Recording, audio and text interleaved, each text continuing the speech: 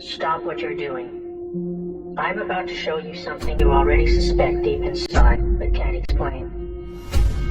The United States of America is currently in the midst of a war. Not the kind when one country attacks another with missiles or tanks. Not like warplanes dropping bombs on our Pacific Fleet. Not like a hostile neighbor launching a surprise invasion across our borders. Instead, we face a cruel and merciless enemy who invented a whole new type of war. One that threatens us now more than all the bombs in the world. They are motivated by pure greed and inconceivable cruelty, and have been silently reversing all that is good for so long that we became lulled into a state of self-destructive compliance, while they tore us apart and robbed us blind.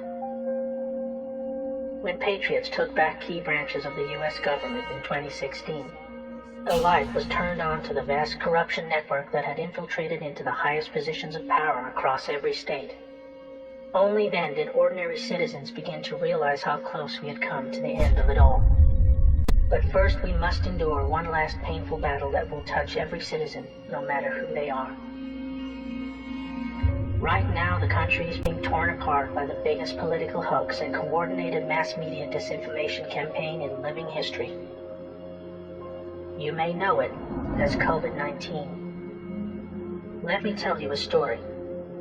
In 2015, as directed by the globalist criminal corruption network known as the Deep State, President Barack Obama authorized millions in funding for the Wuhan Institute of Virology, the location now understood to be the epicenter of the COVID-19 outbreak.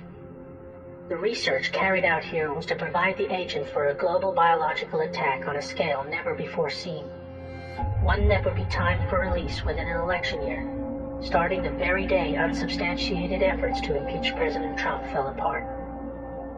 With their base of operations in the Democrat establishment, the Deep State Shadow Corporation embarked on a coordinated irregular warfare insurgency with multiple aims, all under the cover of a global pandemic they themselves manufactured for this purpose.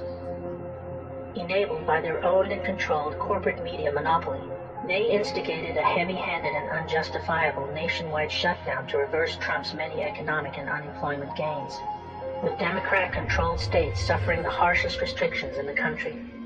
Trump's energetic rallies were halted, hiding from view the surging nationwide passion for his galvanizing message, while Democratic presidential frontrunner Joe Biden was able to avoid interviews and debates where left-leaning voters would not be shown his obvious inability to govern, or the emerging Ukrainian bribery scandal that earned his family millions in illicit kickbacks by abusing his office.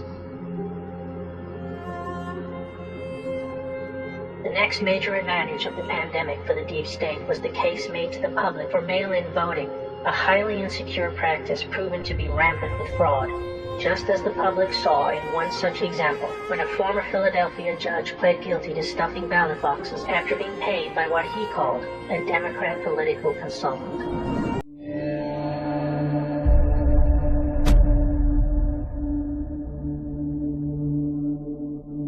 Stop what you're doing.